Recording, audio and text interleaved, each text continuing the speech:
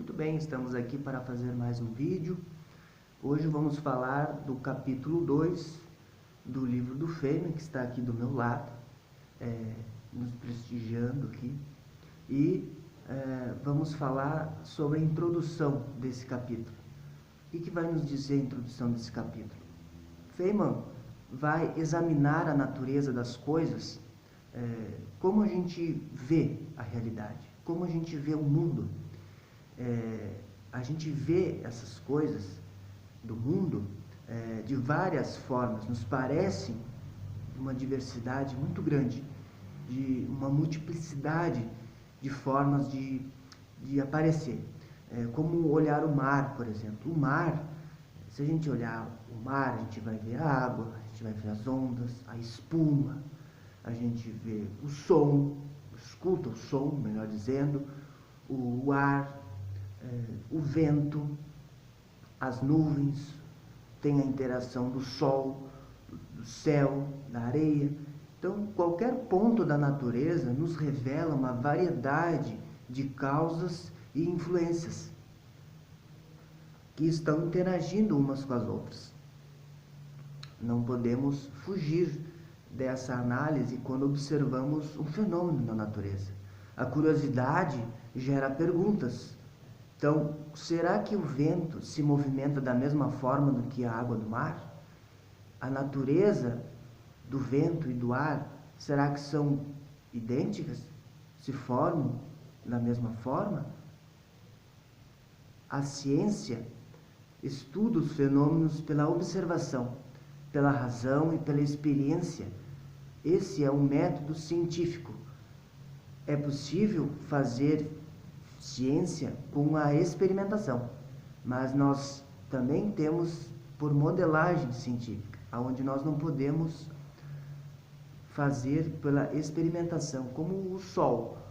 Se nós está iluminado hoje, está de dia, então eu vou automaticamente lembrar do sol. Mas se o sol não existisse e fosse dia, nós teríamos que investigar de onde é que vem essa luz que ilumina, formando o dia. Da onde? Se nós não soubéssemos de onde vem o sol, mas nós sabemos de suas consequências.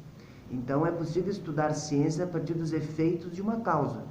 Pode-se não saber da causa, primeiramente, mas nós podemos saber dos seus efeitos. Então nós podemos estudar a ciência também dessa forma, sem a experimentação. Num jogo de xadrez, por exemplo, nós observamos o jogo. E depois de algumas jogadas, nós podemos até mesmo aprender sobre as regras daquele jogo. Podemos aprender como jogar depois, só observando. Então as regras do jogo são a física fundamental. Porém, mesmo conhecendo as regras do jogo, podemos não entender uma jogada específica, pela limitação de nossas mentes. Então nós não entendemos tudo o que acontece. Uma jogada que alguém fez no xadrez, nós, mesmo sabendo as regras do jogo, nós podemos ficar sem entender aquela jogada. E assim é a natureza. Há jogadas da natureza dificílimas para a gente entender, em virtude da nossa limitação de entendimento sobre as leis da natureza. A natureza tem suas regras e para estudar essas regras, nós temos que, primeiramente, nos aprofundar nas regras principais para o estudo da natureza. Se chegarmos a uma lacuna, não conseguimos entender a natureza pelas suas regras principais, então nós temos que ter outras regras, abrir novas regras, que é o caso que a mecânica quântica vai proporcionar mais adiante no livro. Então, quais são as maneiras de verificar essas regras na natureza? Primeiro, é pensar que a natureza se organiza de maneira simples e dessa maneira nós podemos prever exatamente o que pode acontecer. Segunda maneira de observar as regras é pensar em regras básicas, assim como o bispo no jogo de xadrez. O bispo, na maioria das vezes, ele vai estar num local, um espaço no tabuleiro de xadrez. Caso ele não se encontre naquela maneira, então novas regras, alguém fez uma jogada que possibilitou que ele não estivesse dentro das regras principais. E aí nós temos que analisar de outra maneira. A terceira regra de aproximação vai ser observando então o xadrez em si, as peças do xadrez, a jogada. Eu não preciso me preocupar com as jogadas particulares de cada um. Só observando o jogo por inteiro, então eu já posso ter uma ideia das suas regras. Então, os fenômenos científicos, fenômenos físicos, são classificados em classes como eletricidade, mecânica, magnetismo, óptica, da luz, com o objetivo sempre de formar um só conjunto desses ensinos, como aconteceu com a temperatura. A temperatura pertence à energia térmica, mas ela é estudada a partir das leis da mecânica. Foi aí uma união. Temos uma outra união, que é da eletricidade, do magnetismo e da luz. Se juntam e se forma o campo eletromagnético para estudar fenômenos. Então, se abrange mais fenômenos a partir da unificação, da união desses conhecimentos.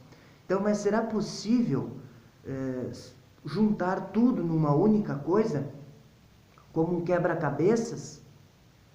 A resposta é que a natureza tem peças infinitas. Os limites é um mistério para todos nós.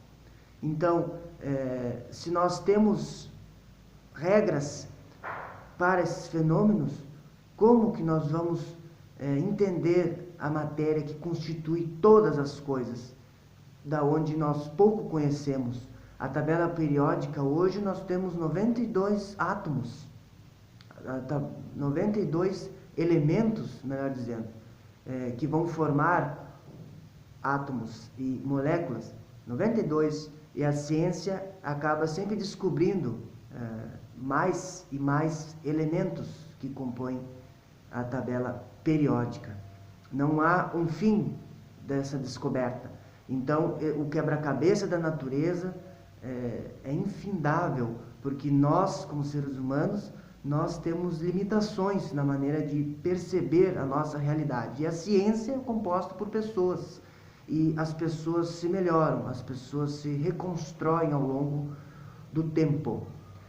É natural que, quanto maior o conhecimento, nos exige maior tempo para conhecer os diferentes elementos que constituem esse jogo da natureza.